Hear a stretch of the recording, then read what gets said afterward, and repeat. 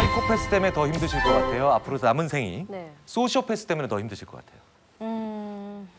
소시오패스가 소시오패스. 요즘 뭐 많이 네, 나오니까. 네. 우리나라에서 사이코패스 제일 많이 보신 분이 우리나라에서 사이코패스 제일 많이 보신 분이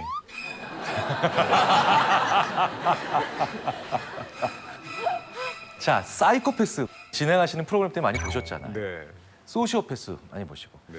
사이코패스가 더 무서우세요? 소시오패스가 더 무서우세요? 저는 소시오패스가 더 무섭습니다. 그렇죠. 네. 소시오패스가. 사실은 사이코패스는 더 무서워 보이긴 하지만 확률적으로 더 낮은 얘기죠. 근데 네. 소시오패스는 인구 100명당 4명 이상 나옵니다. 네. 더 높게 추정하는 사람도 있고요. 그렇기 때문에 지금까지 살아오시면서 소시오패스들은요, 반드시 만나보신 거예요. 그러면 대부분 이러세요. 나 소시오패스 만난 적 없는데? 나 그런 경우 별로 없었어. 자, 그러면요. 제가 이렇게 소시오패스의 가장 중요한 정의 중에 하나를 말씀을 드리면, 이제 나는 지금까지 살아오면서 소시오패스를 한 번도 만난 적이 없고 앞으로도 소시오패스를 만날 일이 없다라고 자신 있게 말씀하실 수 있는 분들 거의 안 계실 거예요. 제가 방금 전에 뭐라고 말씀드렸죠? 정말 가깝고 좋은 사람들이 되기 위해서 우리는 특별한 용건이나 목적이 없어도 대화를 해야 됩니다 라고 말씀을 드렸죠. 소시오패스가 제일 싫어하는 사람들이 용건 없는데도 말 거는 것들이에요. 왜? 나는 용건이 있어야만 대화를 하거든요. 소시오패스의 가장 중요한 특징 중에 하나가 바로 뭐냐면요. 내가 필요할 때만 나한테 잘해주는 사람이에요. 너무 많은데 그런 주변에. 그리고 내가 필요 없어지면 나한테 다시 굉장히 차갑게 돌변하는 사람이죠. 그러면 갑자기 내 주위에 수많은 사람들이 소시오패스로 돌변을 합니다. 물론 여기에는 또 다른 중요한 특징들이 있죠. 사람을 이용한다는 거. 그러니까 사람을 도구로 생각한다는 거. 그 외에 여러 가지 또 중요한 몇 가지가 더 있는데, 하지만 어쨌든 소시오패스의 가장 중요한 특징 중에 하나는 내가 필요할 때만 나한테 잘하고 내가 필요 없어지면 나를 버리는 사람입니다. 그러니까 굉장히 많은 소시오패스들 우리는 경험했고 실제로 굉장히 가까운 사람으로도 둬본 적이 있다는 거죠. 그리고 앞으로도 우리는 소시오패스들을 결국 만날 수밖에 없습니다. 자, 그러면 이 소시오패스는 어떻게 하면 될까요? 안 만나는 게 상책이에요. 근데 소시오패스들은 대부분의 연구들을 보면 머리가 좋아요. 그래서 자기의 소시오패스적 성격을 잘 드러내지 않습니다. 그래서 저희 심리학자들 중에 상당수가 어떻게 하면 소시오패스들도 숨길 수 없는 그 사람의 본능적 특징들을 우리가 순간적으로 잡아낼 수 있을까? 그런 걸 연구하기 시작했죠. 무슨 얘기냐? 짧은 시간에 벌어지는 일, 즉 습관적인 반응을 보면 된다는 거죠. 이런 상황이 있어요. 여러 명의 형제 자매가 있는 그런 부모님이 계신데 그중에 셋째 딸이 부모님 계신 그 집을 오랜만에 방문을 했는데 심근경색으로 아버님이 쓰러져 계신 거예요. 그러니까 이 셋째 딸은 너무나 놀랐겠죠. 119 구급대를 불러서 병원으로 당연히 급히 옮겼을 테고, 그리고 병원에서는 당연히 응급수술에 들어갔겠죠. 그리고 이 응급실에 들어가시고 난 다음에 경황이 너무나도 없었던, 하지만 이제 막 정신을 차린 이 셋째 딸은 자기 첫째 언니에게 전화를 합니다. 이런 일이 있었고 아버님이 쓰러져 계셨고 그래서 내가 급히 아빠를 응급차에 모시고 지금 병원에 와서 이제 막 응급실에 들어갔다. 자, 여기까지 얘기를 해줬습니다. 첫째 언니한테. 자, 그러면 이 첫째 언니는 그 말을 듣자마자 어떻게 대답을 했어야 되나요? 거기가 어디야? 지금 갈게. 어때요, 괜찮아? 아빠 괜찮니? 괜찮니? 그렇죠? 두 분의 대답이 합쳐진 게 당연히 상식적인 대답이죠. 거기 어디니? 아빠 괜찮니? 그런데 소시오패스들은 이렇게 대답한다는 거예요. 너 왜 응급실에 전화하기 전에 나한테 전화 안 했어? 헐. 뭐예요? 아빠의 목숨보다 중요한 게 뭡니까? 내가 더 중요한 겁니다. 그래서 반사적으로 이렇게 나오는 거예요. 너 왜 나한테 먼저 전화하지 않고 응급실에 전화했어? 자, 우리가 이런 사회적 현상을 많이 봐요. 무슨 얘기냐? 그 사람이 어떻게 됐는지를 걱정하는 게 아니라 그걸로 인해서 어떤 다른 경제적 손실이 있었는지, 어떤 정치적인 손실이 있을지 손익이 있을지를 따지는 사람들 있죠. 심지어 우리는 국가적으로 다들 아파하는데도 그 손익을 따질 수 있는 사람들을 봅니다. 그런 사람들을 멀리 하셔야 돼요. 그런 사람들이 소시오패스적 성향이 강합니다.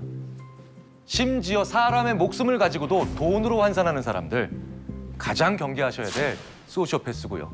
그리고 이 사람들은 결국 언젠가 내가 용도가 다했을 때, 그리고 내가 더 이상 필요로 하지 않을 정도로 힘이 약해졌을 때 나에게 이런 행동을 보일 사람들입니다. 멀리 하셔야 된다는 거죠. 그러니까 이런 소시오패스적 사람들은 절대로 뽑으면 안 되는데 이걸 굳이 오히려 나서서 뽑으려고 하는 분들이 계세요. 바로 그게 압박 면접하시는 회사예요. 온갖 수치스럽거나 당황스러운 질문들을 합니다. 그리고 이 질문에 상대방이 당황해하면 얘는 일을 못할 거예요라고 하는 어이없는 생각을 하시죠. 이런 당황스러운 질문에 오히려 당황하지 않고 자기 자신을 잘 속이고 무언가를 도구적으로 사용하며 정서적으로 반응하지 않는 내가 이 면접을 통과해야 되겠다라는 생각만으로 감정이 메마른 무서운 사람들은 내가 내 회사에 스스로 불러들이는 그런 일들을 하실 수도 있는 겁니다. 재밌는 건 이런 수많은 거꾸로 하는 것들, 착각하고 있는 것들은 정말 다른 데도 많습니다. 바로 통제의 착각, 컨트롤의 착각입니다. 제가 전형적인 40대 남성이죠. 40대 남성인데 이게 길을 가고 있어요. 프랑스 파리에서 길을 걷고 있는 전형적인 프랑스 남자인데요. 그런데 저한테 한 20대 초반 정도로 보이는 어떤 아가씨가 약간은 다급한 얼굴로 저한테 와서 아저씨 저 좀 도와주세요. 저쪽에 좀 불량스러워 보이는 세 사람이 내 휴대전화를 잠깐 보자고 했는데 장난치면서 안 돌려줍니다. 가서 젊은 친구들한테 좀 그러지 말라고 얘기 좀 해주세요. 이게 아주 위험한 상황은 아닌 것 같지만 저 친구들이 좀 쉬운 말로 이런 거죠. 껄렁껄렁대는 친구라서 그를 지나가는 자기 또래의 여자인 나에게 좀 지금 이 상황에서 약간 무례한 행동을 합니다. 요 정도의 톤이에요. 이런 식으로 얘기해주면서 도와달라고 합니다. 자, 김상준 씨께서는 도와주시겠습니까? 도와줘야지. 그렇죠. 근데 그 상황이 한국이죠? 프랑스라는 게 중요합니다. 프랑스. 네. 아, 좀 생각을 해봐야겠네. 어쨌든 도와주겠다는 사람들도 있고 안 도와주겠다는 사람들도 있죠. 자, 이런 차이가 그런데 의외로 그 사람의 성품에 의해서만, 가치관에 의해서만 결정나는 게 아니라는 거예요. 중년 남성이 아까 자기를 좀 도와달라고 하는 그 여성을 만나기 직전에 또 다른 여성에게 이런 질문을 길거리에서 받습니다. 저 아저씨, 발렌타인가로 가려면 어떻게 가야 되나요? 아, 발렌타인가요? 자, 이쪽으로 가시면 됩니다. 자, 그런데 또 다른 어떤 아저씨들은요, 그 도움을 달라고 하는 그 여성을 만나기 전에 이렇게 길을 물어봅니다. 저 아저씨, 그 마틴가로 가려면 어떻게 가야 되나요? 아, 마틴가요? 저렇게 가면 됩니다. 결과부터 먼저 말씀드릴게요. 발렌타인가로 가려면 어떻게 해야 되나요? 라는 질문을 받은 사람들이 더 많이 도와줍니다. 이후에 만난 약간 곤경에 처한 여성을. 그리고 마틴가가 어디예요? 라는 질문을 받아서 설명해준 아저씨들은 도와주는 확률이 상당히 줄어들더라는 거예요. 도대체 발렌타인가와 마틴가가 도대체 무슨 차이냐? 자, 구글 이미지 검색을 해보면 그대로 알 수가 있습니다.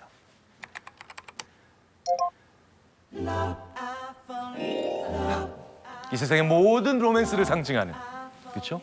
그러니까 뭐예요? 발렌타인이란 말을 듣자마자 그 얘기를 입에 담고 얘기하는 것만으로도 사람들은 뭔가 로맨스에 관련된, 이성과 관련된 조금 더 낭만적으로 변하더라는 겁니다. 자, 그런데 이 연구자들이 왜 마틴이라는 거리를 물어보게 만들었느냐? 야, 저도 이미지 검색해보고 깜짝 놀랐습니다. 이런 모습이 나오더라고요. 아유, 그러니 훨씬 더 뭡니까? 그냥 배 나온 아저씨처럼 변한 겁니다. 조금 더 낭만적으로 변한, 그리고 조금 더 아저씨처럼 변한 이 모습에서 사람들의 도움 행동의 차이가 많이 난다는 거죠. 이 단순한 차이들이 벌써 선택에 큰, 혹은 행동에 큰 영향을 만들어낸다는 건 마찬가지로 뭡니까? 우리가 직전에 어떤 상황이 있느냐, 특히 자아와 관련해서 어떤 상황에 있었는가가 굉장히 중요합니다. 너한테 사진 찍어보라 그러고 너의 가족 사진을 찍어보느라 그럴 때 사람이 얼마나 바뀌는지 한번 보여드릴게요. 이 어쩌다 어른 프로그램 정민식 PD라고 있습니다. 이 정민식 PD한테 딸이 굉장히 아끼는 딸이 있습니다. 그러니까 자기와 딸을 찍어서 보낸 거죠. 그러니까 우리가 돼서 보낸 겁니다. 자, 이렇게 보내요. 멀쩡하죠? 제가 5분 후에 정 PD, 당신 찍어서 보내봐. 그랬더니요, 이렇게 돌변합니다.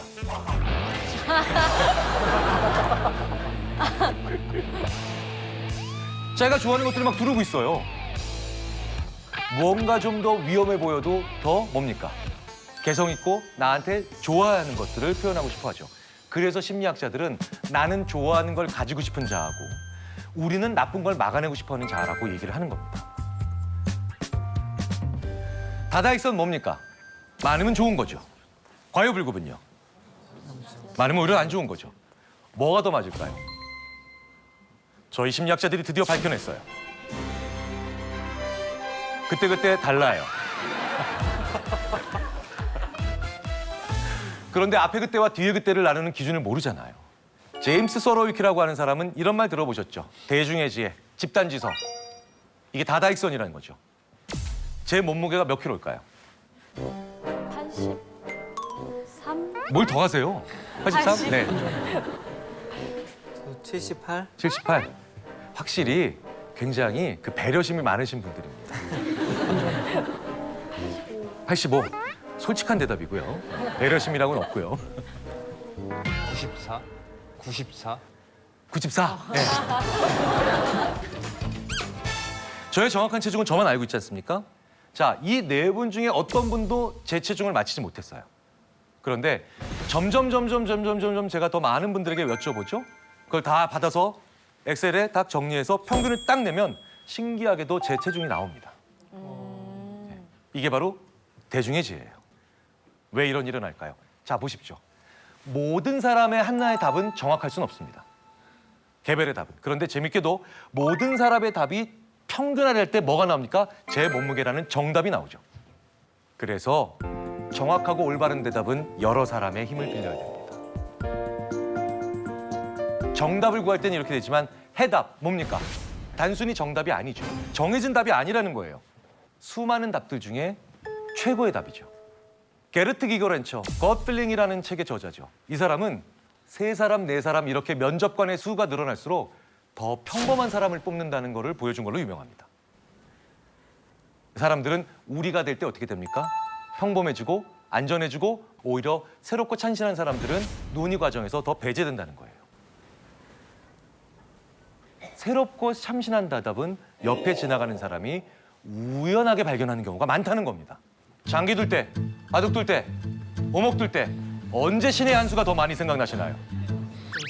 훈수 둘 때죠. 내가 두는 게 아니죠. 내 친구가 두는 겁니다. 훈수 두는 사람들이 이래요. 거기서 열심히 지켜보고 있지도 않아요. 여기다 두면 되겠네 하고 가는 거예요. 이게 훈수죠.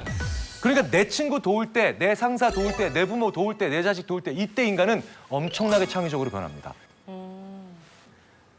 그런데 나를 이렇게 돕는 훈수를 하는 사람들이 내가 어떻게 해야 그 사람들이 나를 도울 생각이 들까요? 내가 능력 있는 사람이 될 때입니까? 내가 이타적인 사람일 때입니까?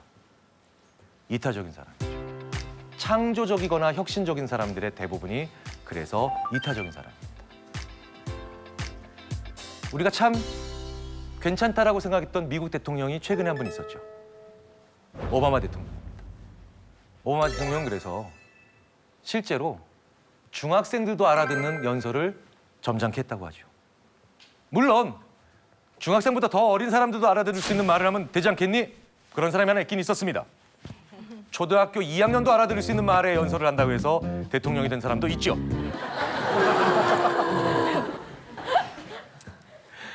그런데 내 주위에 나와 그래도 수준이 비슷한 사람들한테만 알아들을 수 있는 말, 즉 대학생들만 알아들을 수 있는 그런 고급스러운 말을 했고 매번 과학과 수많은 철학적인 얘기를 했던 이 사람은 대통령이 되지 못했습니다. 나보다 어린 사람에게 도움받을 때, 나보다 아직 능력이 부족한 사람한테 무언가 조언을 구할 수 있고 그 사람들이 알아들을 수 있는 말을 할 때 인간은 제일 지혜로워집니다. 존경하는 사람은 필요합니다. 롤모델도 필요하죠. 그런데 그게 그 사람과 동일한 모습을 가져야 된다라고 생각하는 건 우리의 큰 착각이라는 거예요. 그래서 우리는요, 마지막으로 중요한 착각 중에 하나가 바로 남따라하는 착각이에요. 유사성의 오류라는 겁니다. 이건 영화에서 종종 자주 등장하는 소재이기도 합니다. 어떤 여자분이 자기가 너무 좋아하는 동성인 다른 여자 동창이 있는데 그 동창이 너무 좋아서 같은 옷을 입고 다녀요.